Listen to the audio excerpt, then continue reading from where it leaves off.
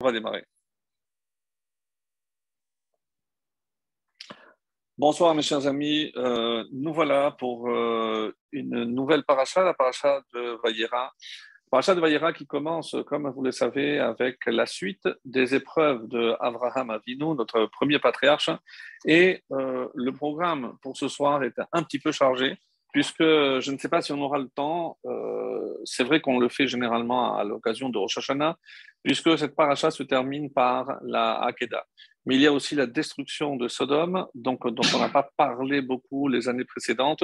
Et c'est pour ça qu'on essaye toujours de se renouveler, de trouver pas simplement de nouveaux commentaires, mais on va dire de nouveaux axes de réflexion par rapport à la paracha, qui est tellement riche, et je vous assure que c'est vraiment infini.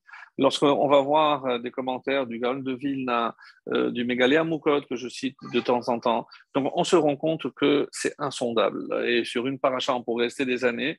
Et c'est ce qui nous permet, c'est toute la richesse, de revenir année après année et découvrir de nouveaux pans, de nouveaux enseignements, et surtout des enseignements, comme je dis souvent, qui se traduisent dans notre quotidien par une meilleure façon de servir à Kadosh Baruch Hu, comme on verra à la conclusion d'ailleurs de cette Hakeda, traduit par sacrifice, mais plus ligature de Yitzhak, la 10e et dernière épreuve de Abraham. Atayadati, qui est l'Okimata, c'est maintenant que je sais que tu es un craignant Dieu.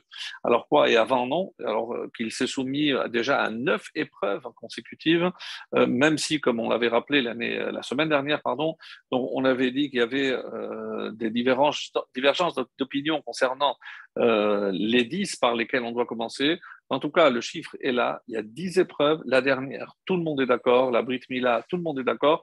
Donc, on se pose la question. On peut, pardon, on peut dire que la paracha commence par la Mila, puisque je rappelle que c'est la 3e journée après la Mila, et que Dieu, pour épargner à Abraham justement la souffrance de devoir sortir ou attendre sous une chaleur terrible et torride, donc Hachem, on dit qu'il a envoyé vraiment un soleil extrêmement puissant pour qu'il n'y ait personne pour apaiser et pour qu'il n'ait pas à se préoccuper des passants. Voyant la tristesse de Abraham, donc Dieu va quand même lui envoyer 3 anges sous forme de Kénanim, de marchands, et on va aussi s'attarder sur la nature de ces 3 anges, puisque chacun, comme le précise Rashi, a une mission particulière, et on va déjà poser la première question qui est posée par le Harizal, dit mais je ne comprends pas, pourquoi il fallait que les 3 soient ensemble? Celui qui vient pour annoncer à Sarah, il aurait pu venir un peu plus tard.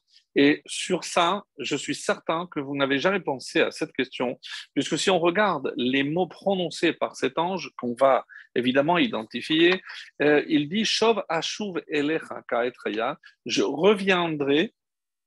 Et qu'est-ce qu'il a fait? Il a annoncé la naissance de Abraham. La naissance de Yitzhak, pardon, que Abraham, pour annoncer qu'Abraham aura une descendance avec elle, avec Sarah, et c'est évidemment la naissance de Yitzhak. Ce qui est extrêmement curieux, c'est que l'ange dit je reviendrai, Shov Ashuv Elecha, je reviendrai.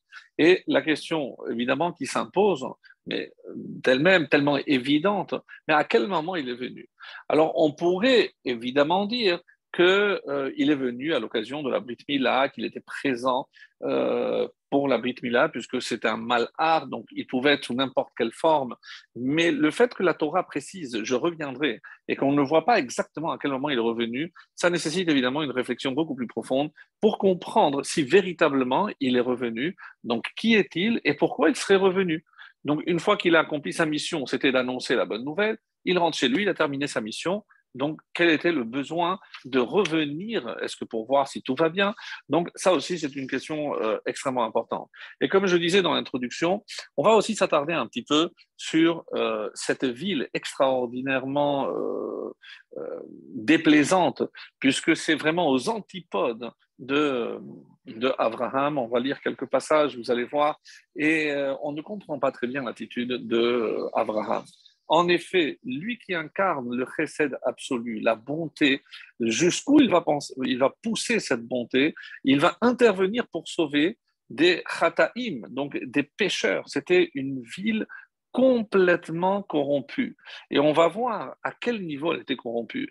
Et il n'y avait pas que Sédom. Lorsqu'on voit le texte, il y a Sédom, Amora, Tsevoïm. Il y a 5 villes. 5 villes qui étaient un conglomérat donc de 5 villes qui se valaient les unes les autres. Et quand on dit que Sédom a été détruite, on pense aussi qu'il s'agit de ces 5 villes. Et comment Rachi l'explique d'ailleurs, quand Abraham commence à intervenir, on sait très bien que pour sauver une ville, il y a besoin que de 10. S'il y a 10 tzadikim dans une ville, eh ben, ça suffit. Et c'est comme ça que Rachi explique. Alors pourquoi il demande 50?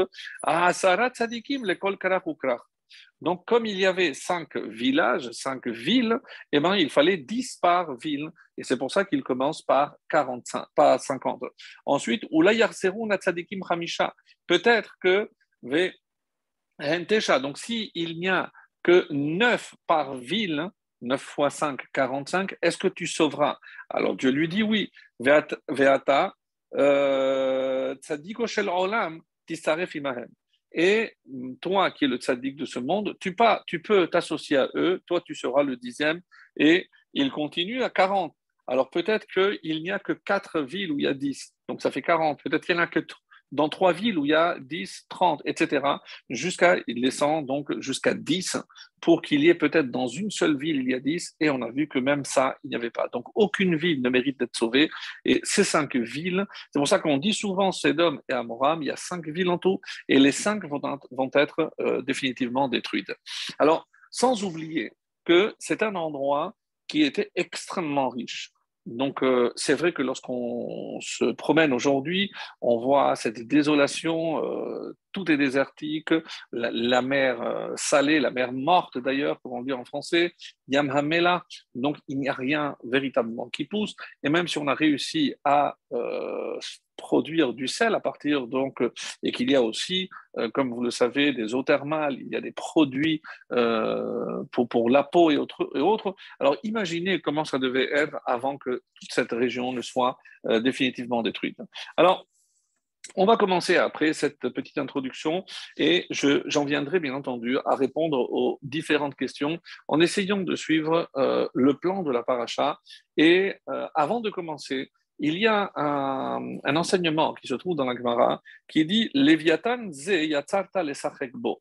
Tu as créé le Léviathan, je rappelle Léviathan, donc c'est cet énorme poisson, lesachek bo, pour t'amuser avec lui.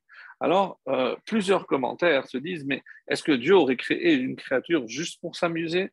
Alors, il y a une très très belle explication. Qu'est-ce que le Léviathan? On dit c'est le poisson qui essaye de se mordre la queue. Alors ça, c'est ce qui a marqué dans la Gemara.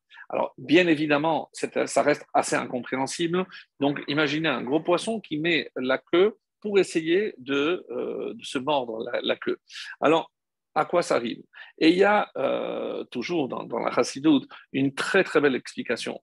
Et en quoi consiste cette explication? C'est la tête, c'est le début d'une chose. La queue, c'est la fin. Donc, qu'est-ce que ça veut dire que la queue rejoint la tête? Ça veut dire essayer de faire le lien entre le début et la fin de quelque chose. Et j'ai trouvé cet enseignement tellement beau. Et c'est pour ça que je peux faire ce lien dans tout, que ce soit dans une Gemara. Pourquoi on commence par cet enseignement et ça se termine par ça? Donc, il y a forcément un lien. Comme le début de la Torah par Beth et la dernière lettre Israël, donc quand je rejoins, je trouve l'Amed et le Bet lève le cœur. Donc, il y a toujours un lien entre le début d'une chose et la fin. Et il va de soi que je peux faire même ce lien dans une même paracha. Et qu'est-ce que je retrouve? Donc, dans le début de la paracha, il est question évidemment de la Brit Mila, puisque Avraham Avinu vient de faire la Mila, il est encore en train de guérir de la Mila, et ça se termine par la Hakeda, lorsqu'il s'apprête à sacrifier son fils, à égorger son fils. Donc, je peux dire déjà qu'il y a un premier lien, c'est le lien de sang, mais dans le vrai terme du sang, au sens propre. C'est-à-dire là, il a fait couler le sang, et là, il doit, en tout cas, il est censé faire couler du sang. Donc je peux dire qu'il y a déjà un premier lien, mais vous allez voir que ça va beaucoup, beaucoup plus loin d'après certaines explications. Mais en tout cas, je reviens donc à cette notion de chercher toujours un lien entre le début et la fin. Et c'est un exercice extrêmement intéressant parce que je pourrais appliquer ça à tous ceux qui m'entourent en essayant toujours pour une année, donc voir la fin d'une année que je commence avec le commencement d'une nouvelle année ou le début d'une année avec la fin de cette année. Donc, c'est un exercice que chacun pourra faire, évidemment.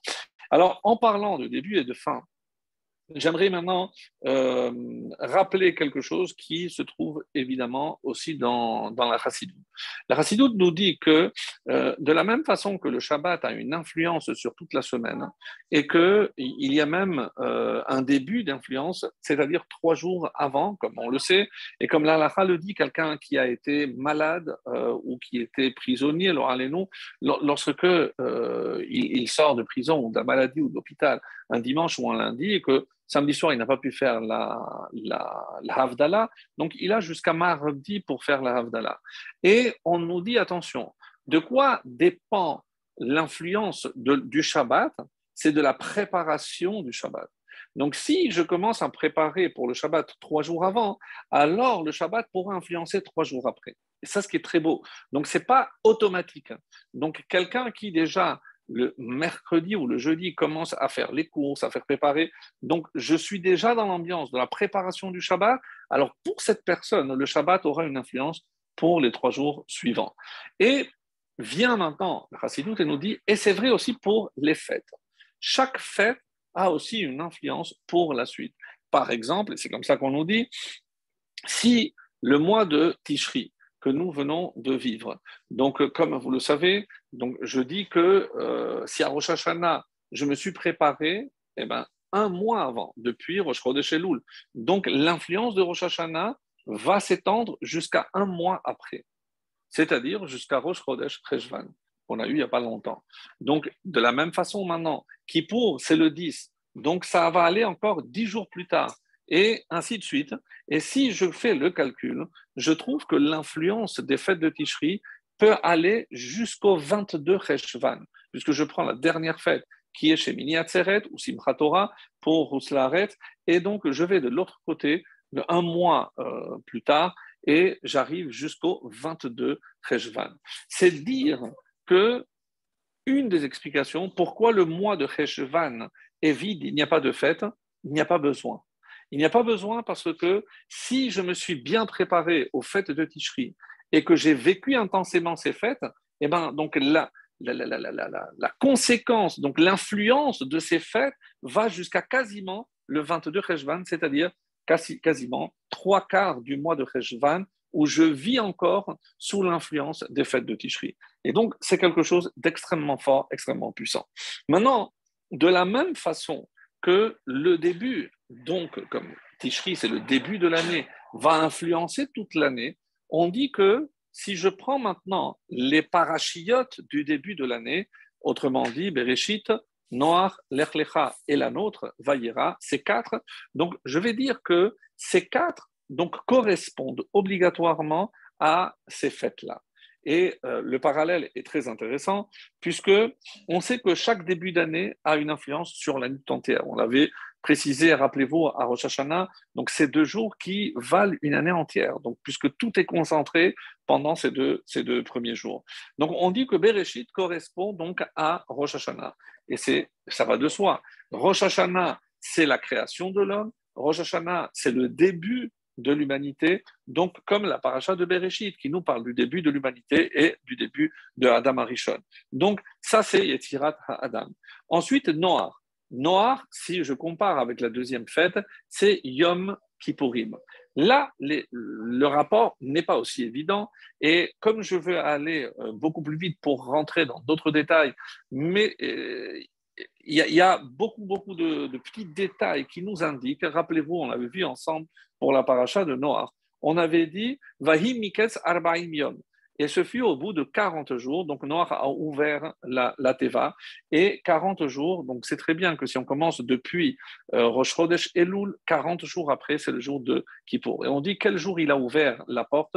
Eh bien, c'est le jour de Kippour. On dit c'est pour ça que ce jour, Hachem ouvre la porte pour notre filote, pour que l'on puisse demander kapara. Et comme le texte aussi, on dit vechafarta, donc il a recouvert de bitume de l'intérieur et de l'extérieur, kaparat, donc kafarta, donc certains voient même une allusion. En tout cas, je reprends, donc Bereshit correspond au Rosh Hashanah, Noach à Yom Kippourim et Lech Lecha. Lech Lecha, donc troisième paracha, donc la troisième fête qui vient après, bien sûr, c'est Sukkot. Et quel est le lien? Tout simplement, on n'a pas à chercher très loin. Lech Lecha, quitte ta maison. Qu'est-ce qu'on fait à Sukkot? On quitte sa maison. Donc là, le lien, et on va même plus loin, comme les Chachamim nous disent. Et pourquoi c'est à ce moment-là? Parce que si jamais on a été jugé et qu'on mérite la galoute, c'est-à-dire l'exil, alors on dit à Hachem, voilà, on est prêt à s'exiler de notre propre maison, et c'est pour ça qu'on quitte la maison. Et c'est comme ça que quitter sa maison, c'est comme Abraham, qui était prêt à tout quitter pour suivre Akadosh Baruch Hu. Donc l'Ech Lecha, un lien avec la fête de Sukkot. Et on arrive à notre paracha. Notre paracha de Vayera, donc Vayera lui est apparu, Dieu est apparu à Abraham le troisième jour, comme on l'a dit. Donc, quelle est la dernière fête du mois de Tishri? C'est évidemment Shemini Atzeret. Shemini Atzeret, là, le lien va être beaucoup moins évident. Et pour cause. Donc, Shemini Atzeret, que ce soit clair, c'est le nom qui est donné dans la Torah. Alors, c'est vrai que dans Husla Haaretz, donc ça se répartit en 2 jours. Shemini Atzeret, qui est vraiment le 8e, et Simchat Torah. En Israël, nous avons Shemini Atzeret et Simchat Torah en même temps. Donc, pourquoi je peux me réjouir de Simchat Torah? Parce que j'ai terminé la lecture de la Torah et je me réjouis. Alors, on essaye de voir maintenant quel peut être le lien entre la paracha, notre paracha de Vayera, et c'est pour ça que je vais m'arrêter évidemment un peu plus longtemps sur notre paracha, celle qui nous concerne, et la fête de Shemini Atzeret. Donc, on ne voit pas véritablement le lien. Alors, voilà ce que les Chachamim nous proposent. C'est au moment où Abraham, Moshe s'apprêtait à recevoir la Torah, on dit que les Malachim l'ont attaqué, ils ne voulaient pas lui donner. Qu'est-ce que Hachem a fait? Il a fait en sorte que Moshe ait le visage de Abraham Avinu. Et alors, il lui a dit comment? Vous, les anges, vous voulez le mettre dehors, mais regardez de qui il descend, de Abraham. Quand vous êtes descendu, lui, il vous a reçu. Donc, Abraham vous a reçu. Ce qui fait dire que à Moshe, Dieu lui dit, sache que si tu as le mérite de recevoir la Torah, c'est pas toi ton mérite, c'est par le mérite de Abraham Avinu. C'est dire que par ce zéro de Abraham, comme on va le voir dans cette paracha, parce qu'il était prêt à faire tous les sacrifices depuis la Brit Mila dans cette paracha jusqu'à la Hakeda, la 10e et dernière des épreuves. Donc c'est par ce mérite extraordinaire. Et comment on a commencé, rappelez-vous, par l'accueil, Arnasat Orchim. Il a accueilli les anges. Et maintenant qu'Abraham a accueilli les anges, donc les anges maintenant doivent rendre l'appareil et recevoir chez eux, dans le ciel, Moshe Rabbeinu, qui a le panim, cluster panim, c'est-à-dire le même visage que Abraham Avinu. Et c'est une allusion, donc d'ailleurs, dans le psaume de Shavuot, on dit la karta matanot ba Adam. Donc tu as reçu littéralement des cadeaux ba Adam. Et c'est qui Adam? On dit c'est Abraham Avinu. Pourquoi? Parce que le monde a été créé Behi Baream pour Abraham. Donc Abraham, dans son époque, c'est le seul qui avait le mérite d'être appelé à Adam, depuis évidemment la période post-déluge, post-diluvienne. Nous, aujourd'hui, comme vous le savez, et Rabbi Shimon Bar Yochai nous l'a dit, et je le répète assez souvent, Atem Kerouim Adam. Donc, nous, descendants d'Abraham, Isaac et Jacob, nous aussi, on est appelés Adam. Donc, et ici, maintenant, il y a d'ailleurs dans un commentaire qui s'appelle Da'at Zekenim mi Baalei HaTosfot. Donc les Baalei HaTosfot, donc ils sont connus pour leurs commentaires dans le Talmud, mais il y a parmi les Baalei HaTosfot Da'at Zekenim. C'est l'opinion des sages, des anciens, et c'est un petit commentaire sur la paracha. Il n'y a pas dans toutes les éditions, et dans les bonnes éditions en tout cas, elles apparaissent. Et voilà ce qui a marqué lorsque les anges sont descendus, comme vous le savez, et tout le monde s'étonne, comment Abraham asservi du lait et de la viande. Il a pris du chem'a, alors que de notre côté, on dit que Abraham a accompli toutes les mitzvot. Donc, est-ce que ce n'est pas un petit peu contradictoire le fait que, d'une part, est-ce que pour les anges, ou alors comme dans l'ordre est donné chem'a, donc vaïka chem'a vechalav, et après, Vela Bakar Ratz Abraham, et après, il est allé prendre des animaux. Encore une fois, très étonnante aussi cette démarche de Abraham qui va offrir une langue. Très étonnant. Une langue pour avoir une petite idée d'un mouton, elle pèse 1,5 kg. La langue d'un taureau, elle pèse dans les 4 kilos à peu près. Donc, une fois qu'ils ont mangé du lait, du beurre, donc comment ils espèrent que chacun va pouvoir manger 4 kilos de viande de la langue. Donc, c'est assez étonnant. Et surtout, qu'est-ce qu'il a fait avec le reste de la viande? Donc, est-ce que c'est une allusion? On verra. En tout cas, je vous lis maintenant l'opinion du Da'at Zekeni Mibal Tosfot. Melamed Shechilam Basar Bechalav. Donc, d'après ce qui est écrit, donc d'après le Pshat, si il est écrit de la façon dont c'est écrit, Vaikachem Avechalav ou Ben Habaka, et un mouton, un veau, donc c'est qu'il a donné en même temps. Apparemment, et c'est l'opinion majoritaire, c'est qu'il a donné en même temps. Lorsque Dieu a voulu donner la Torah à Israël, Amro Malachim, les Malachim se sont opposés, Tena Hodecha la Shamaim, mais ta gloire est dans le ciel. Qu'est-ce que tu vas maintenant faire descendre la Torah en bas? Amar Lahem, Katuv Batorah, Lotevachel Gedi Bachalev Immo. Donc, il est écrit qu'il ne faut pas mélanger le lait et la viande.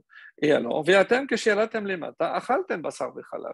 Mais vous, lorsque vous êtes descendu, vous avez mangé du lait et la viande. Lorsque vous êtes allé chez Abraham, comme c'est marqué, Vaikachem Avechalav.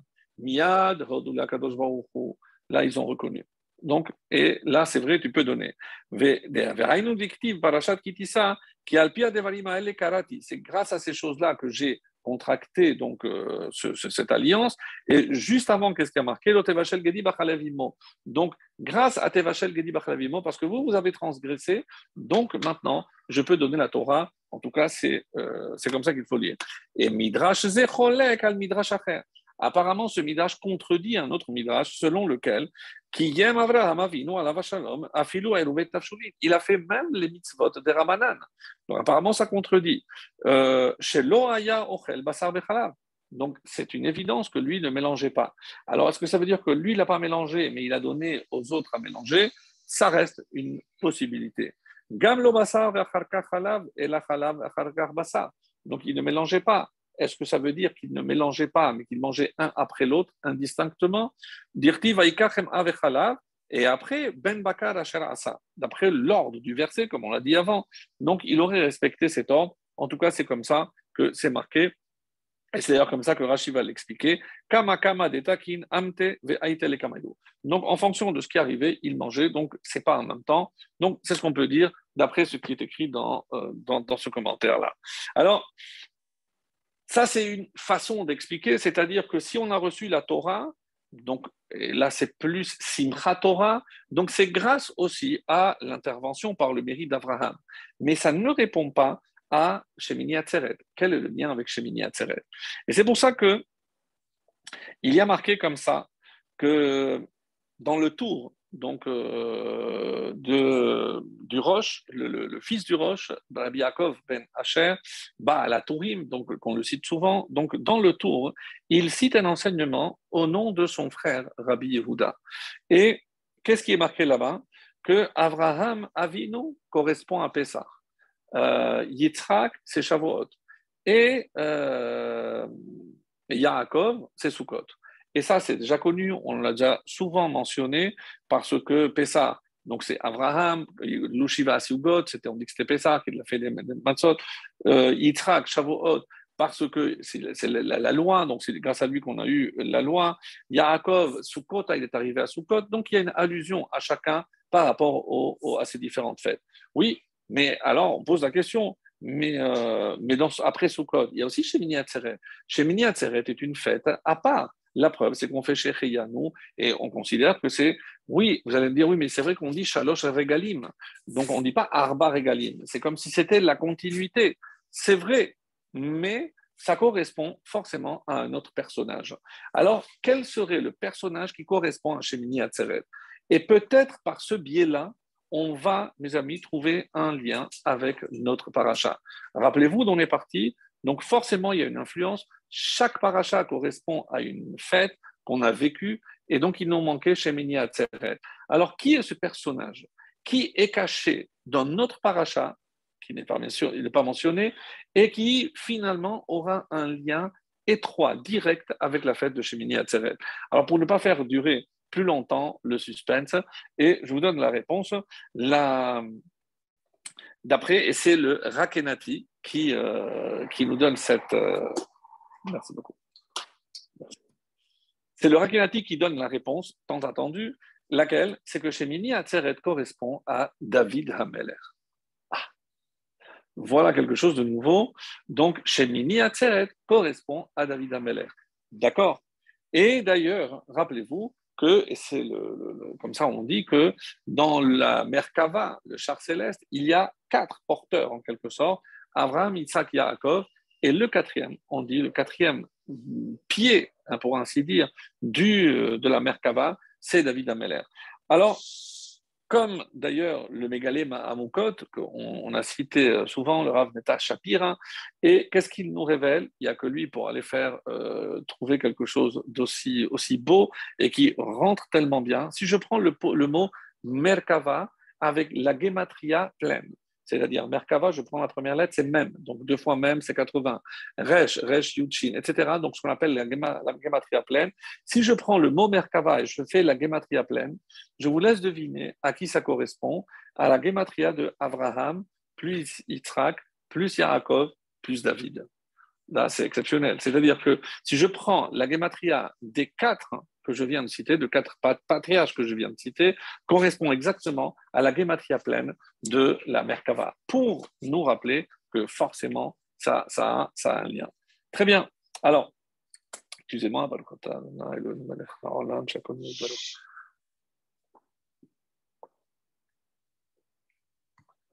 Alors, pour l'instant, c'est très bien. Mais maintenant, où je trouve David dans notre paracha? Là, ça va être évidemment un peu plus difficile. Apparemment, aucune allusion à David.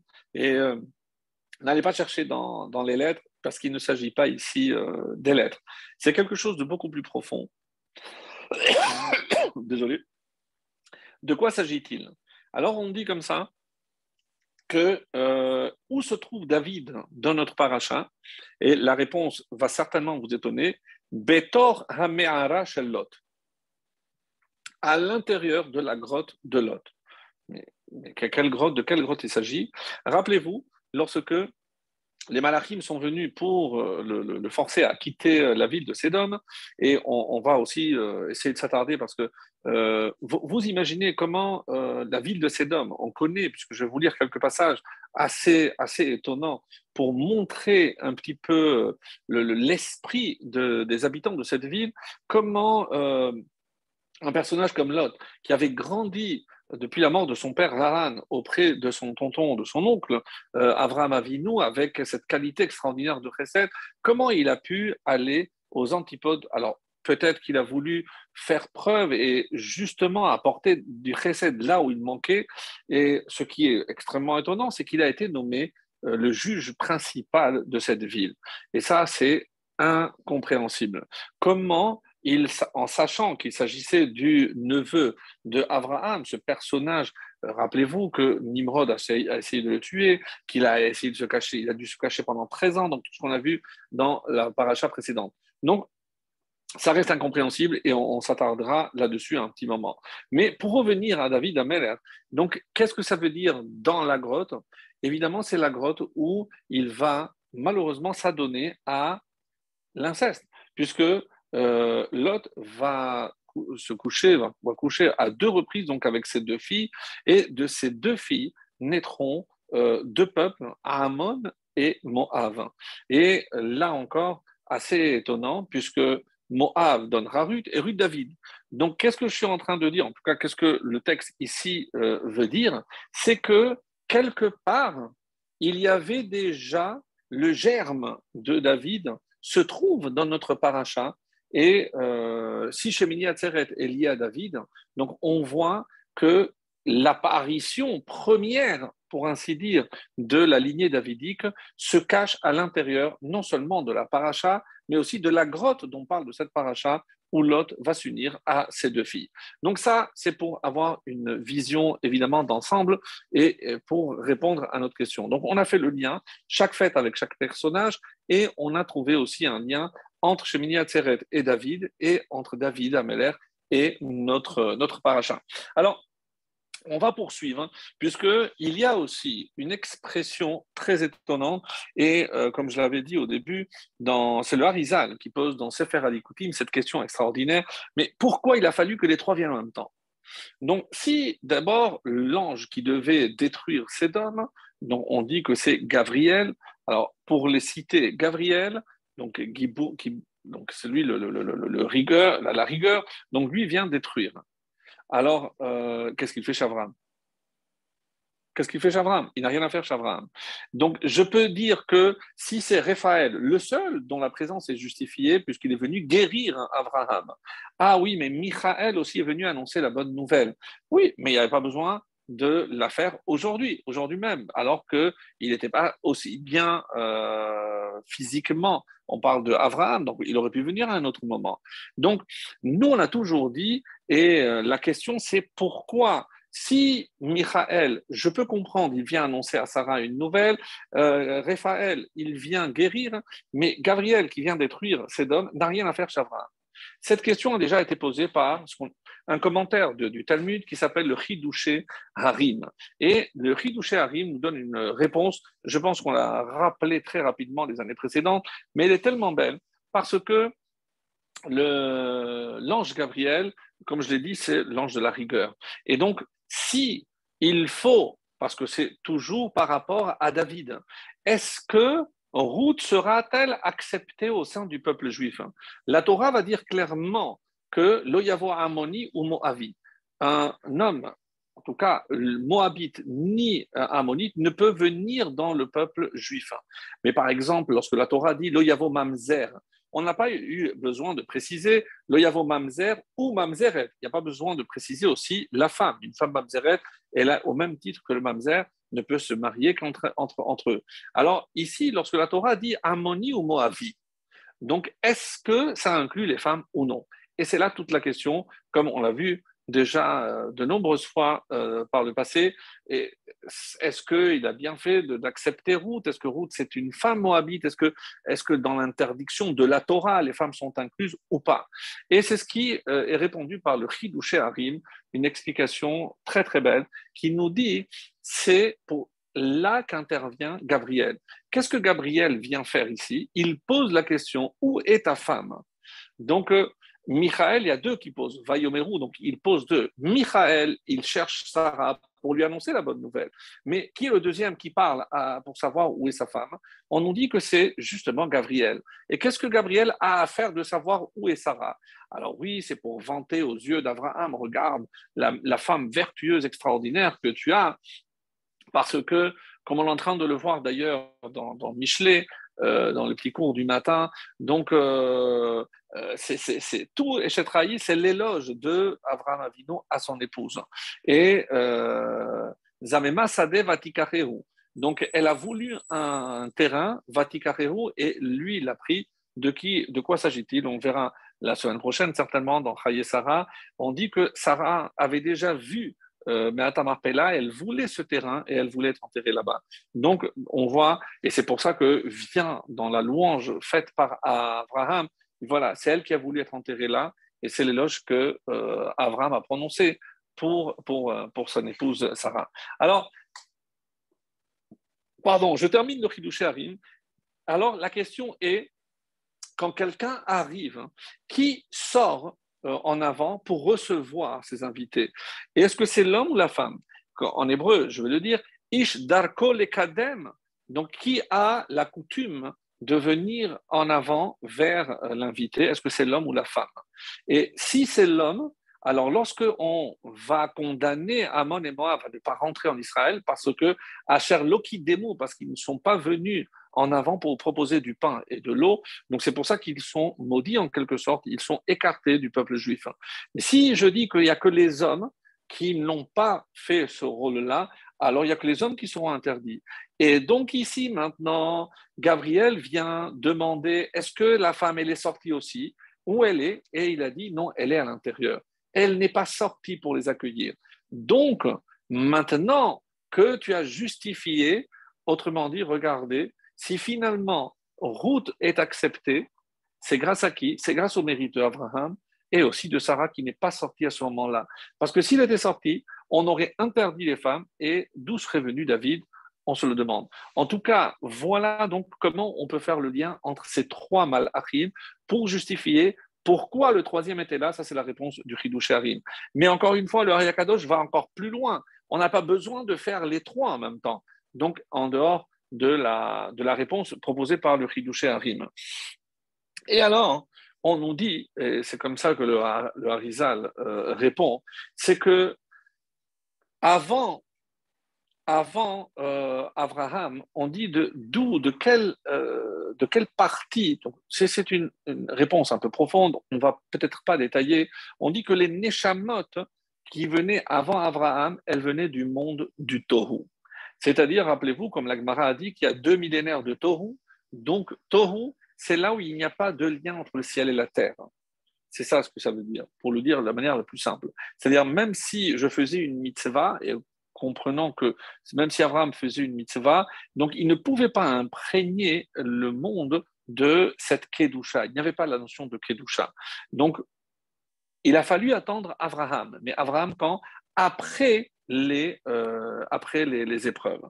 Et c'est comme ça qu'on dit, quand est-ce qu'on commence à parler de Zera Abraham Avinu? C'est donc là, Zera Kodesh. Donc il y a une descendance de Kedusha. À quel moment? On dit c'est après la Brit Mila. C'est-à-dire qu'avec cette paracha de Vayera, on rentre dans une nouvelle ère.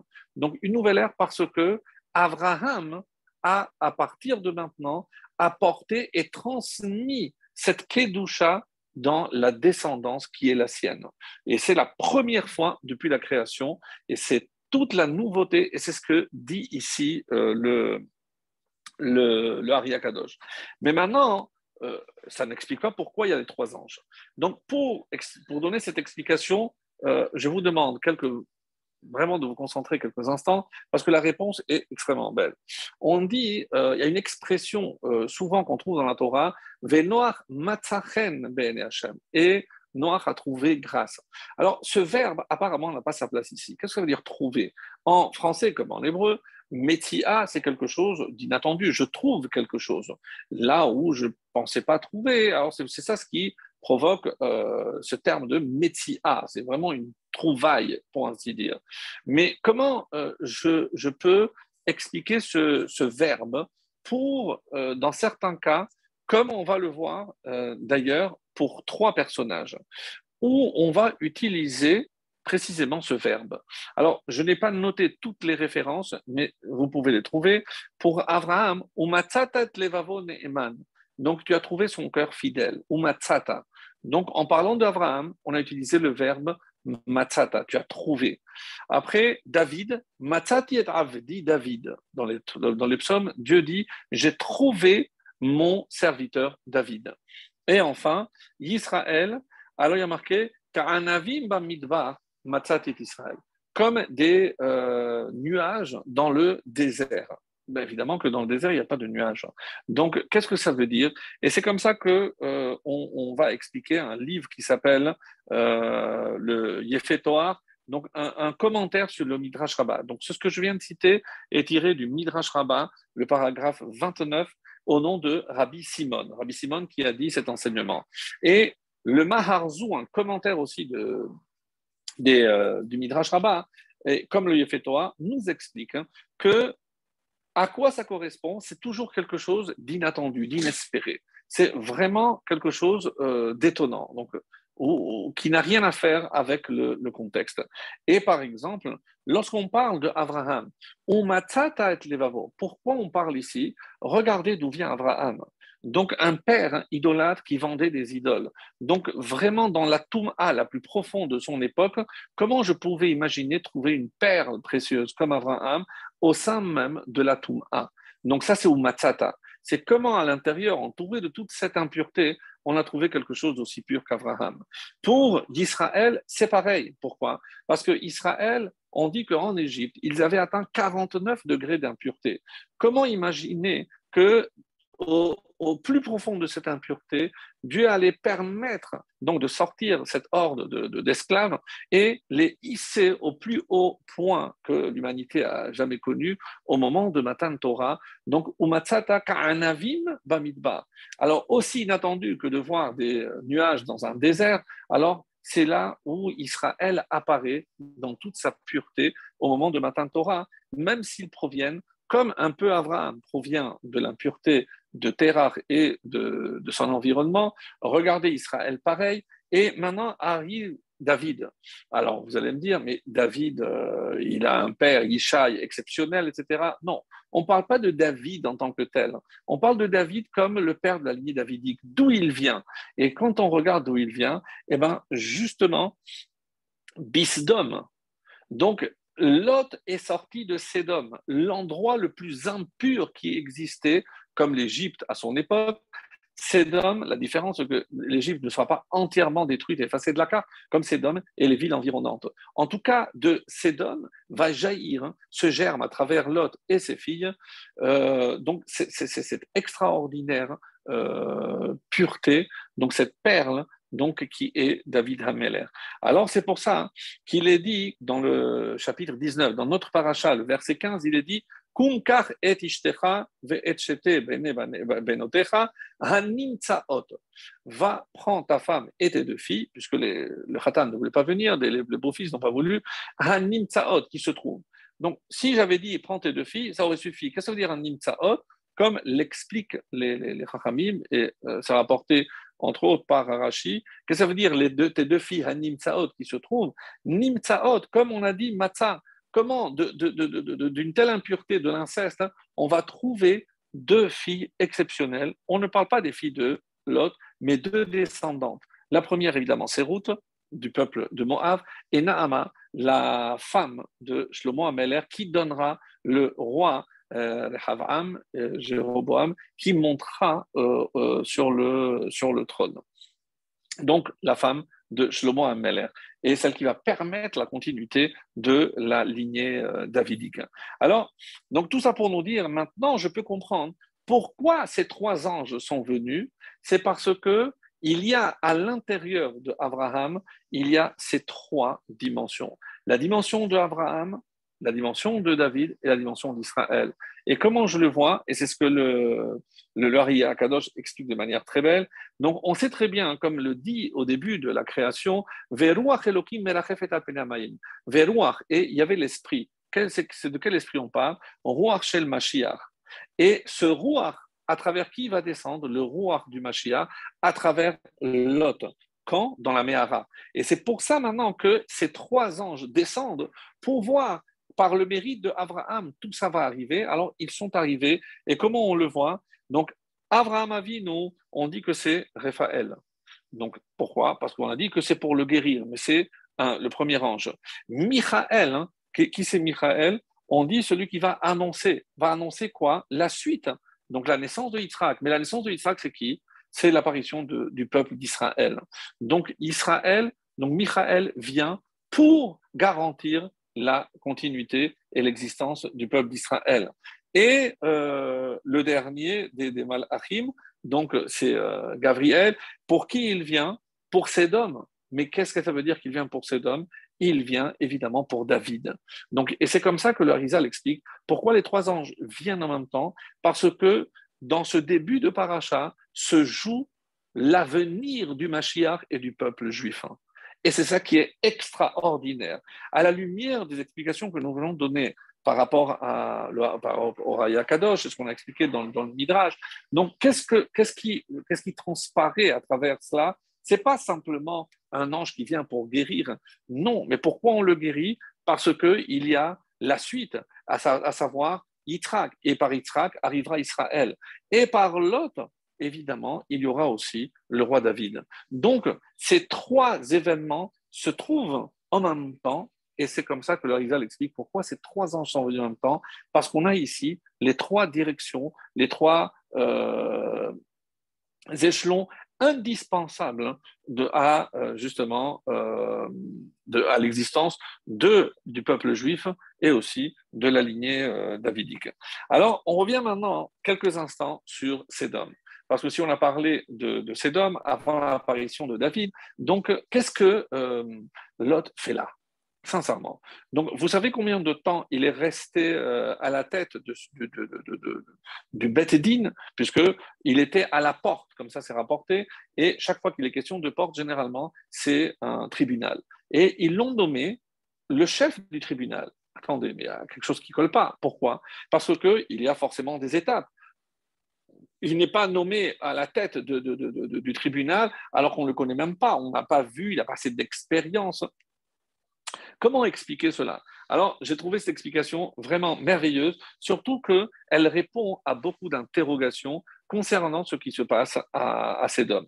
Alors, n'oublions pas que Sédom a une très, très, très mauvaise réputation et une très mauvaise image. Vous allez dire, oui, on n'est pas à l'époque ni d'Instagram, ni de Facebook, tout ce que vous voulez, mais tellement que le Midrash rapporte des exemples, les gens qui sortaient de Sédom n'avaient pas le courage de dire ah, je viens de Sédom, parce que c'était une ville bannie, pas peut-être maudite, pas peut-être hantée, mais elle était honnie, puisque tout le monde savait que qu'est-ce qui attendait là-bas les étrangers. Et c'est dans le traité de Sanhedrin qu'il y a cette histoire.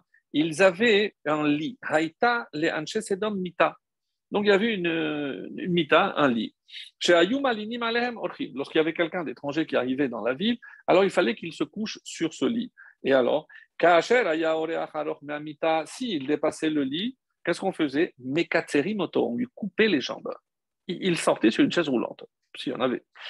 Vekeshaya aror meamita motrim oto et s'il n'arrivait pas à la fin du lit, on le tirait jusqu'à ce que ses os se déboîtaient et il ne pouvait pas marcher non plus. Donc c'est pour décourager définitivement tout étranger de venir.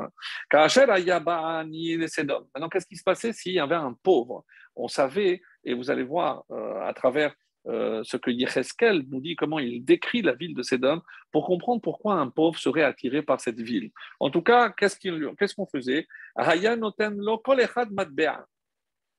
Non, il faisait la tzedaka. Chacun donnait une pièce à ce pauvre. Katouv alav shem hanoten. Et sur la pièce, chacun faisait imprimer, en quelque sorte, des pièces à leur nom. Donc, on lui donnait. Ve lechem lo hayu mochrim lo. Mais le problème, c'est que quand il allait dans le magasin avec ces pièces-là, on ne lui vendait rien. Il ne pouvait pas manger. Au final, qu'est-ce qui se passait? Il mourait de faim. Et une fois qu'il mourait de faim, chacun venait ramasser, puisque les pièces avaient le nom de chacun, donc chacun récupérait sa pièce. Imaginez. Et chacun revenait récupérer sa pièce. Un jour, il y avait un pauvre, et il le voyait jour après jour. Et il était toujours en vie. Il ne mourait pas de faim. Ils se sont dit là, c'est pas normal que cet homme ne meure pas. Et ils ont suivi une jeune fille. Et qu'est-ce qu'ils ont découvert? Lorsque la jeune fille allait près du puits pour ramasser de l'eau, elle posait sa cruche, mais dans la cruche, elle avait gardé caché du pain. Donc le pauvre le savait, il venait prendre le pain qui était caché, après elle remplissait d'eau et elle rentrait chez elle. Sauf qu'elle s'est fait attraper. Donc la chose a été découverte par les habitants de Sédom quand ils ont vu qu'ils ne mouraient pas de faim. Alors, Marhu ota bidvash. Qu'est-ce qui est dit? Ils l'ont entièrement enduite de miel.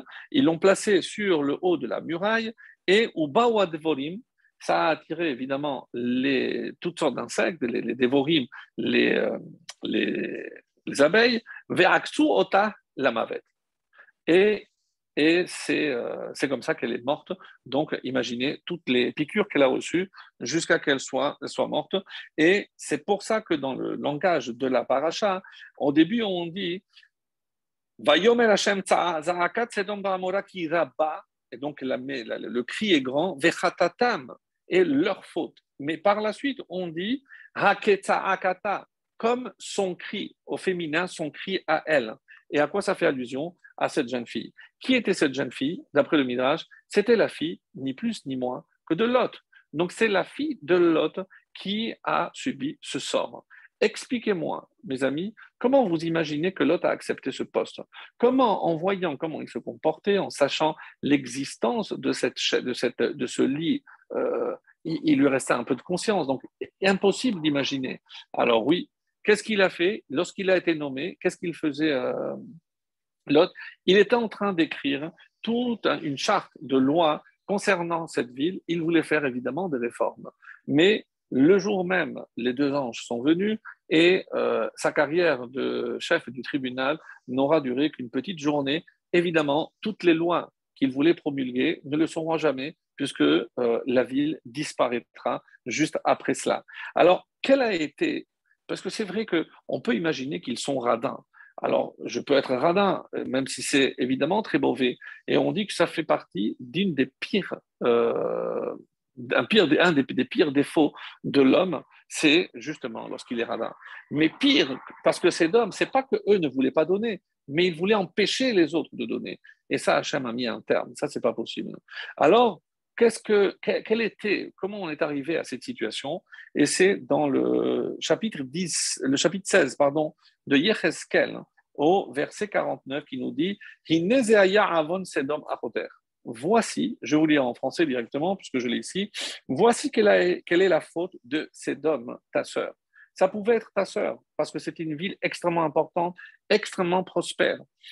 Quelle était la faute? L'orgueil. Alors, en hébreu, Gaon, ils étaient trop orgueilleux. Le Sivat Lechem, le rassasiement par la nourriture. Il ne manquait de rien.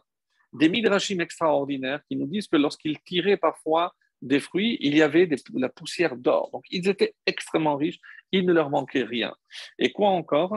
Et Shalvat Hashaket, littéralement, c'est le calme de la tranquillité. Alors, comment on peut dire? L'insouciance due à la tranquillité était son partage et le partage de ses filles. C'est-à-dire que petit à petit, ils en sont venus à une forme de négligence des devoirs sociaux. Puisque tout le monde avait assez, qu'est-ce qu'ils avaient peur? Que les nécessiteux n'arrivent. Et c'est pour ça que cette image des abeilles nous est donnée pour que l'on comprenne, c'est que si on donne un peu de miel, il y a une abeille qui viendra, mais après, il y aura toutes les abeilles qui viendront. Qu'est-ce qui va se passer? On va mourir, puisqu'on va tout nous prendre. Donc, on ne veut pas de pauvres, on ne veut pas d'étrangers dans notre pays. Et tout ça vient de l'orgueil, évidemment l'insouciance, parce qu'on a besoin de rien, et c'est ce détachement, puisque quand on a besoin de rien, on ne lève jamais la tête, on n'a pas besoin. Lot s'était fait justement avoir. Comment? Parce que, et c'est comme ça qu'on explique comment il a été nommé aussi vite à la tête du tribunal, on dit que, voyant la réputation qui était la leur, ils se sont dit comment on peut faire. Aujourd'hui, il y a des études de sociologie pour comment gagner des points dans des sondages ou autres. Donc, un petit peu lavage de façade. Je pense qu'en français, il doit y avoir un terme pour cela. Mais ils se sont dit, qu'est-ce qu'on va faire pour montrer à l'extérieur que nous aussi, on est comme eux? On va prendre justement, tout le monde nous accuse qu'on n'est pas chesed, on va prendre le neveu du porteur du chesed, même celui qui a le visage d'Abraham. Et on va le nommer à la tête du tribunal. Donc, pourquoi ils l'ont fait, mes amis? Uniquement dans le but de tromper, de donner l'illusion. Ils étaient déjà dans l'image, ils étaient déjà dans les réseaux sociaux, pour ainsi dire. Ils ont compris comment ça fonctionne et comment ils pouvaient améliorer leur image en faisant évidemment de l'illusion, puisqu'ils ne comptaient pas l'écouter, il n'était pas question qu'ils viennent promulguer de nouvelles lois, évidemment qu'il n'était pas question, mais c'est uniquement par rapport à l'image extérieure.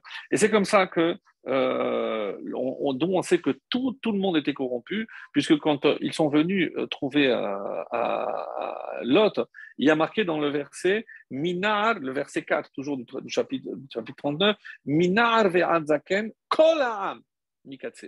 Donc d'un bout à l'autre, tout le peuple s'est réuni. C'est comment vous imaginez que tout le peuple était, c'est pas une petite manifestation, on est tous venus chez Lot. Lot a voulu évidemment prendre la défense, il va sortir, il va proposer même ses filles, jusqu'où il est allé.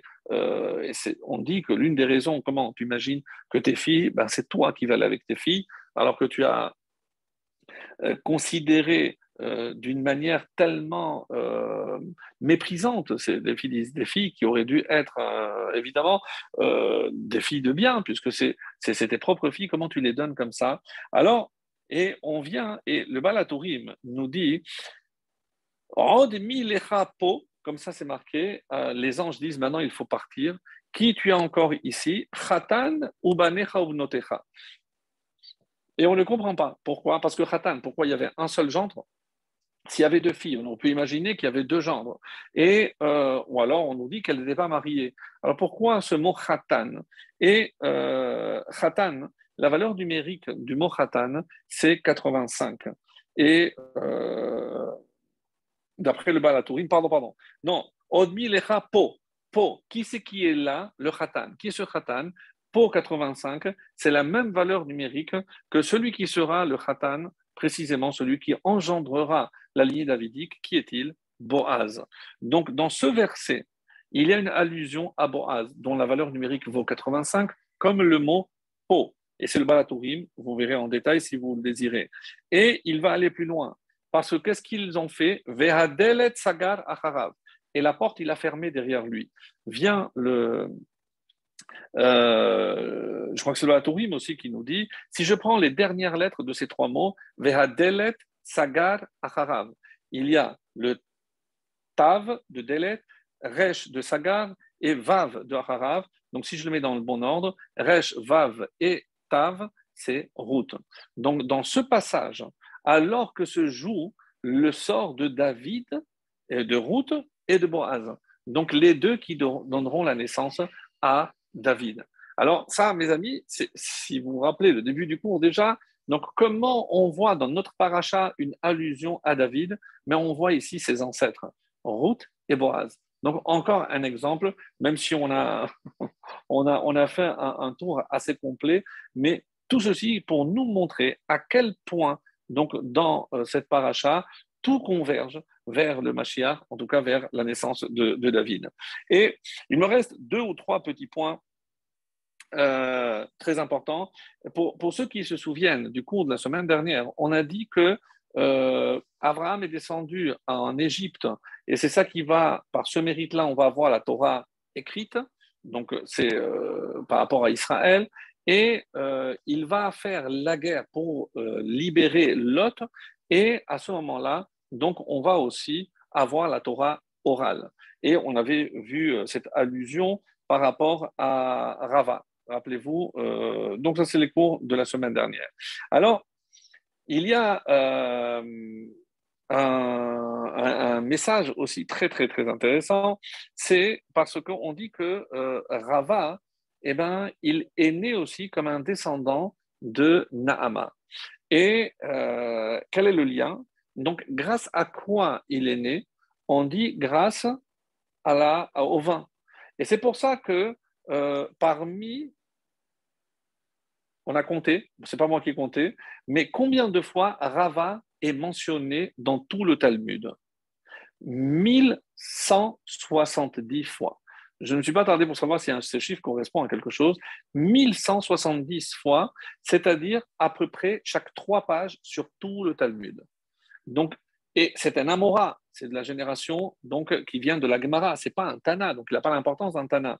Et pourtant, on nous dit, un enseignement que vous connaissez bien, à Purim, Chayav inish lebasume bepuria ad deloyada. Donc un homme a l'obligation de se saouler, de boire, jusqu'à qu'il ne sache pas. Et alors, on pose la question, c'est un ouvrage, un commentaire sur la Gemara qui nous donne un commentaire extraordinaire.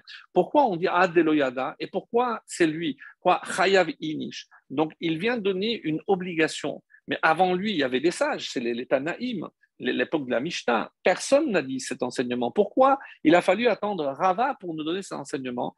Et on nous révèle quelque chose de très beau. Ad Eloyada, jusqu'à qu'il ne sache pas. Où est-ce que je trouve cette expression loyada? C'est loyada beshurva uvkuma. Lot ne s'est pas rendu compte au moment où il s'est couché, où il s'est levé, avec ses 2 filles. Donc, Qu'est-ce qu'il a voulu faire Rava? Et on voit que souvent, dans toutes les mentions qu'il fait, il est souvent question du vin, par rapport à Shabbat, par rapport à plein de détails sur lesquels je ne m'arrête pas, mais en tout cas, c'est comme ça que c'est rapporté, que Rava a accordé une importance extrême au vin, comme l'exemple de Purim vient nous le montrer. Et pourquoi? Parce qu'il a voulu purifier. Il sait que lui est venu au monde à cause du vin, mais un peu dans l'impureté, puisque c'est un inceste. Donc, il va tout faire pour mettre le vin en l'honneur et au contraire pour purifier justement l'utilisation du vin. Et c'est comme ça donc que on vient nous dire que on a remonté l'ascendance de Rava et on a dit qu'il descend de Nahama.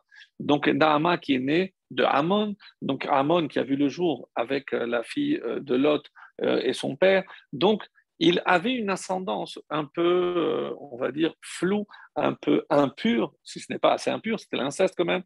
Et donc, c'est pour ça qu'il a voulu, en quelque sorte, purifier, pour ainsi dire. Alors, je pense qu'on a commencé déjà à faire un petit peu répondre et on va commencer à conclure, si vous le voulez bien,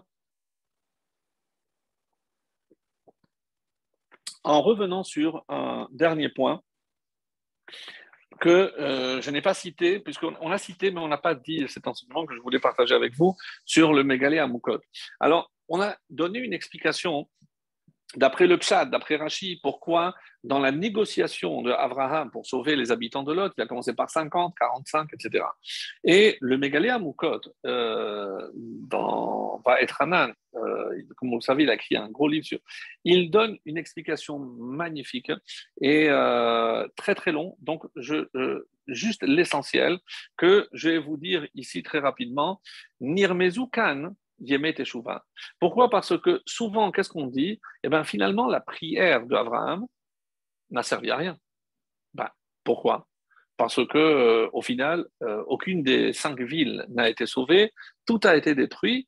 Donc, finalement, on peut imaginer que toute cette prière d'Abraham n'aura servi à rien. Et on se trompe, mes amis, parce que Abraham n'a pas simplement prié pour les habitants de Lot.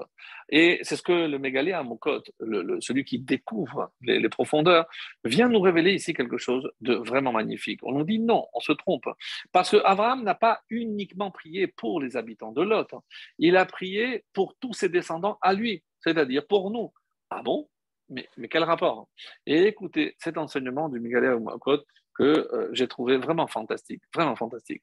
Et surtout, comme on a parlé au début des fêtes, vous allez voir qu'on est encore ici sous l'influence de tout le mois de Tishri. Ce n'est pas encore fini, les fêtes de Tishri. Écoutez bien. Nirmezu kan yemea teshuva. Il y a une allusion dans la prière d'Abraham au jour de Teshuvah. Hachem veut à tout prix que le peuple juif puisse être pardonné et que la Teshuvah puisse être acceptée. Alors, quel est le meilleur? Là, on a dit, pour un tzaddik complet, c'est 50. Si tout est complet, qu'il y a 10, on a dit 50. À quoi ça correspond 50, mes amis? Keneged chamishim yom merosh chodesh elul adgmar chatima beoshana rabba. Si, sans Shemini Atzeret, bien sûr, si je compte du début, puisqu'on dit que la véritable Khatima, donc rappelez-vous tout ce qu'on a dit sur Hoshana Rabbah, si je compte du début de Elul jusqu'à Hoshana Rabbah, il y a 50 jours. Est-ce que s'il y a 50 jours, donc si quelqu'un fait Teshuvah pendant toute cette période, évidemment que sa Teshuvah sera acceptée. Ah, mais s'il manque à 5 à ces 50, c'est-à-dire quoi? Ad tout Tishri.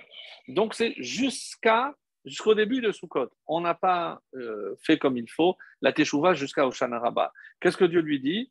Rishon de Cheshbon Avonot. Puisque c'est à ce moment-là, donc, et Hacham lui dit, s'il fait 45, s'il ne va pas jusqu'à Hoshana Rabbah, mais jusqu'au début de Sukkot, c'est bien aussi, je pardonne. Donc si je compte 40 jours de Rosh Chodesh, ça donne combien? On le sait, jusqu'à Kippour. 30 de Elul et 10 de Tishri. Alors, s'il n'a fait que 40 jours de Teshuvah, tout le mois de Elul et les 10 jours de Teshuvah, alors je suis prêt à pardonner. Magnifique. Chez Elohim, alors c'est quelqu'un qui a fait 30 jours de Teshuvah, lesquels? Tout Rosh Chodesh Elul ad Rosh Hashanah. Donc, il a fait le mois de Elul, il s'est donné à fond, les Selichot, tout, et il a fait Teshuvah parfaite. Et donc, s'il n'a fait que cela, et il n'a pas profité des 10 jours, jusqu'à Rosh Hashanah, Dieu l'a dit, je pardonne. Esrim, même s'il y a 20 jours, c'est de Rosh Hashanah jusqu'à Rosh Hashanah Rabbah. Quelqu'un qui ne peut pas faire les Selichot, il n'a pas fait le mois de Elul. Il a fait de Rosh Hashanah jusqu'à Rosh Hashanah Rabbah, il a fait ce qu'il fallait, Dieu lui dit, je pardonne. Et enfin, il reste que 10. Quels sont les 10 où Dieu est prêt à pardonner? Aseret Yemei Teshuvah. Donc, s'il a fait ces 10 jours de Teshuvah, donc je suis prêt à pardonner. Et mes amis, pour qui il priait Abraham? Pour nous.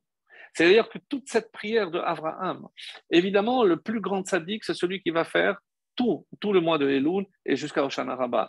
Mais même pour ceux qui vont faire moins, eh ben, Hachem sera prêt à pardonner. Donc, ça, c'est la prière d'Abraham. Et c'est comme ça qu'il faut comprendre que la prière d'Abraham, aucune prière d'ailleurs, mes amis, aucune prière n'est vaine, même si on n'a pas l'impression que Hachem entend. La preuve, c'est que nous, on se dit, ben, il a prié pour rien. Pourquoi? Parce que la ville a été détruite. Il n'y avait pas, donc le seul qui a pu être sauvé, c'est un homme, Lot et ses 2 filles. Même sa femme trouvera la mort. On ne va pas s'attarder. Et je voulais, en guise de conclusion, venir à un autre enseignement aussi très très beau, qui nous permettra un petit peu de conclure. Alors, c'est vrai qu'on n'a peut-être pas trop le temps de parler de la Hakeda. C'est vrai qu'on en a parlé beaucoup, mais il y a certains éléments assez intéressants de la Hakeda, et surtout qu'on a dit qu'il y avait donc un lien entre le début et la fin. Alors, quel est le début? Le début et la fin, c'est une transformation chez Abraham. Et vous allez comprendre que Abraham va devoir subir un changement radical. À quel niveau? Lorsque il y a ce dialogue dans la Hakeda, lorsque le père, le fils demande: Avis, mon papa, où tu as mis, tu as oublié la loi. Alors, et le père lui dit: non, bénis mon fils. On a l'impression que c'est un dialogue entre un papa et un petit-fils, son fils de 7 ans. Donc, on ne comprend pas très bien le langage qui a lieu ici. Et c'est pour ça que on va voir que même lorsque l'ange lui dit, il y a un ange malach min hashamayim, un ange qui est apparu du ciel. Mais pourquoi les anges, ils sont où? Pourquoi on précise que c'est du ciel? Et de qui est cet ange? Qui est l'ange qui est venu? Et c'est ce qui va nous permettre de répondre à la dernière question qu'on avait soulevée. Rappelez-vous, j'ai posé la question: lorsque Michaël est venu annoncer à Sarah qu'elle tombera enceinte, il lui a dit: Shov Ashuv Elecha, je reviendrai. Et on a dit, on n'a pas vu à quel moment il est revenu. Oui, maintenant on a la réponse, mes amis. L'ange Michaël est venu à quel moment? Au moment de la Hakeda. Lorsqu'on dit Malach min hashamayim, qu'il y a eu un ange du ciel qui est venu, de quel ange s'agit-il? C'est de Michaël. Et il y a une discussion entre l'ange Michaël et le Satan qui voulait qu'il laisse. Pourquoi? Parce qu'il savait qu'en laissant tuer Yitzhak, eh ben, c'était la destruction du peuple juif. Et Michaël, qui avait tout fait pour la naissance de ce fils, eh ben, il est venu garantir contre le Satan par rapport à l'existence et pour sauver. Et qu'est-ce qu'il va faire? On dit qu'il va venir avec un haïl. Et Vehine haïl, on dit, c'est la gematria de Vehine haïl, on dit que c'est Michaël. Donc, une allusion que c'est Michaël qui, lui, va faire apparaître ce haïl pour remplacer Yitzhak. Et c'est comme ça donc que Yitzhak va être sauvé. Mais encore une fois, on ne comprend pas, pour revenir à ce dialogue et pour répondre à cette dernière question qu'on avait posée, à Atayada, et maintenant je sais que tu es craignant Dieu. Donc, et les 9 premières épreuves ne servent à rien. Tout ce qu'il a réussi à faire pendant les 9 épreuves, donc ce n'était pas suffisant. En quoi c'était insuffisant? Donc, on a vu la grandeur d'Abraham vraiment sur tous les points. Comment imaginer que uniquement à travers la 10e, qu'est-ce que cette 10e a de différent? Et justement, et c'est ce qui va nous permettre de comprendre, mes amis, ce qui se cache derrière cela, et on va aussi répondre à notre fameuse question. Alors, c'est le Zohar qui pose la question. Quand on dit que Hachem Nissa et Abraham, il a éprouvé Abraham et pas Yitzhak, Pourquoi pour Yitzhak, ce n'est pas une épreuve? On sait qu'il y a énormément de réponses à cette question. Yitzhak, lui, il était de toutes les façons din, Gadol HaMetzuvé, lui, il n'a pas reçu l'ordre. Et évidemment, tant que quelqu'un ne reçoit pas l'ordre, le Satan n'intervient pas, donc il n'était pas en danger. Donc le Satan ne s'est pas attaqué à Yitzhak, mais à Abraham. Donc il y a plein de réponses à cette question. Et en tout cas, on dit que le Satan, il est apparu à Yitzhak et lui dit, tu sais que qui est le corban, tu sais que qui va sacrifier, qui va être sacrifié? Je dis non. Je dis mais c'est toi. Je dis, ah bon? Mais qui? Et ton père va te sacrifier. Mon père. Et il est très étonné. Et il lui dit pourquoi? Pourquoi Yitzhak s'étonne? Alors écoutez mes amis, cette explication merveilleuse. On dit que Abraham est l'homme du chesed. Et un homme, pour qu'il soit parfait, il ne peut pas être chesed.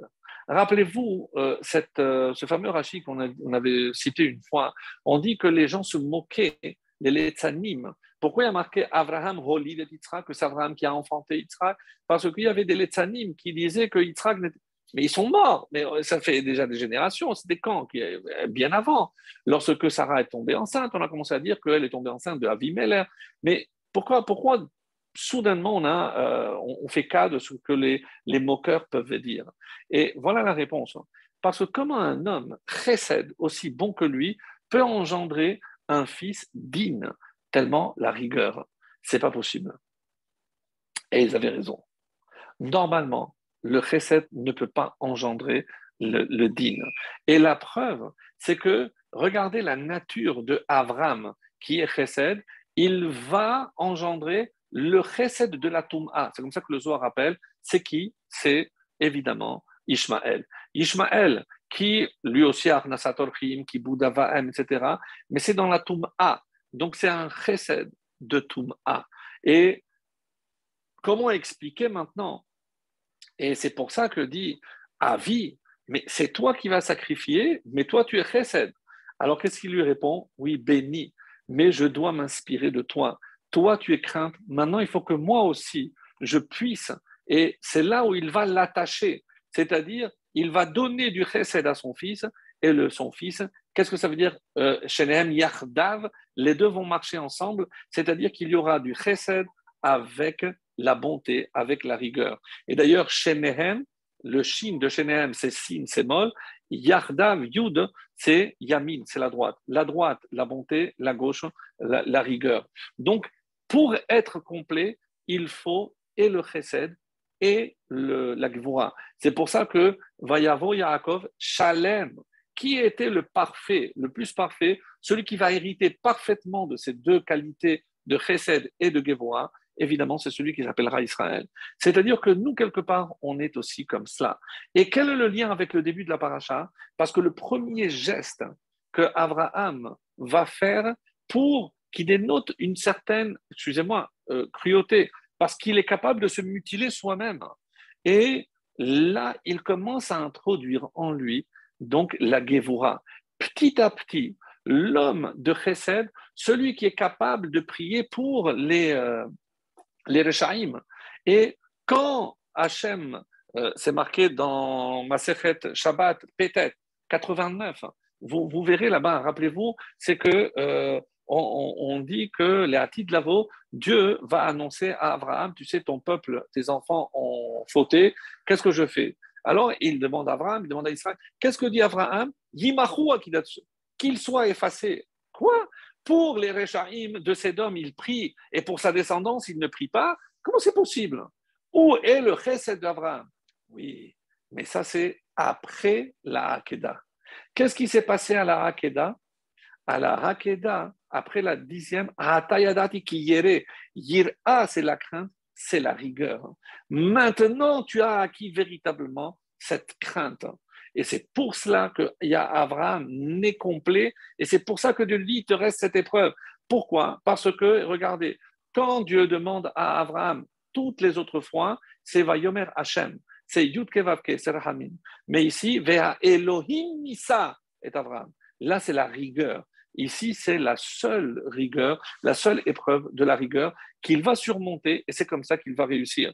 Et c'est ça, Sheneim Yardav, c'est la Gevura et le Chesed. C'est pour ça que, pour terminer avec ce que l'ange dit, Velo chasarta, et maintenant j'ai vu que tu n'as pas épargné et bincha mimeni. Qui parle? C'est l'ange. Tu n'as pas épargné de moi. Qu'est-ce qu'il aurait dû dire? De Dieu, puisque c'est Dieu qui l'a demandé. Donc qu'est-ce que l'ange vient faire ici? Et c'est Michaël. On a dit que c'est Michaël. Et qu'est-ce qu'il veut lui dire par là? Mais chaque fois qu'un homme accomplit une mitzvah, un ordre, il crée un ange. Donc maintenant que tu as fait cette mitzvah, cette épreuve-là, et c'est pour ça qu'on dit quelle est la différence entre toutes les autres épreuves et celle-là, c'est que tout ce qui a précédé, il l'a fait. Il a mis là, il l'a fait, quitté, il a quitté, sa femme a été enlevée, mais la dernière, et c'est pour ça que c'est la seule où on utilise le mot Nissa, l'épreuve, parce que c'est une véritable épreuve, et ça ne s'est pas passé. Et c'est pour ça que c'est une véritable épreuve. Donc pourquoi l'ange dit Mimeni? De moi, parce que moi je suis la preuve. Moi, l'ange Michaël, qui au départ, l'ange Michaël, on dit qu'il n'était que comparé à l'eau. Gabriel, le feu, et Michaël, et c'était de l'eau. Et donc, Michaël, maintenant, grâce à toi, qu'est-ce que Michaël est devenu? Le feu, min hashamayim. Ça veut dire que malach min hashamayim, qu'est-ce que c'est shamayim? Esh umayim. Maintenant que tu as réussi cette épreuve, tu as fait de moi, Michaël, un ange fait qui est composé et de feu et de l'eau. Et c'est maintenant que je peux dire que toi, tu es parfait. Et c'est ce que, quelque part, on veut aussi nous faire comprendre à nous tous, mes amis, à savoir que trouver cet équilibre entre la rigueur et la bonté, est-ce que ce n'est peut-être pas l'épreuve la plus difficile dans tous les domaines? Dans tous les domaines, de la relation à l'autre, la relation au niveau de l'éducation, tout ce qu'on peut dire. Et c'est pour ça que, au départ, par quoi on commence? La rigueur commence très, très peu, à savoir la Brit Mila. Ça peut paraître un acte cruel. Et qu'est-ce que ça nous montre? C'est le commencement de la soumission à la volonté divine. C'est comme ça qu'on avance dans le chemin de la soumission à Kadosh Baruch Hu. Pour qu'on puisse dire ah tayadar tikiyere, maintenant je vois que tu crains vraiment Dieu, c'est que tu es prêt à tout pour Akadosh Baruch Hu. Qu'on soit véritablement les dignes héritiers d'Abraham, de Yitzhak et de Yaakov, pour qu'on soit de véritables serviteurs d'Akadosh Baruch Hu.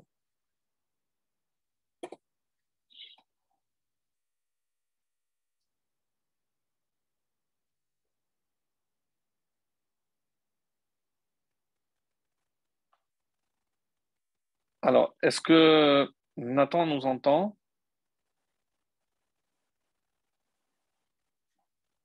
Je suis avec vous, Rav. Voilà, tu peux arrêter.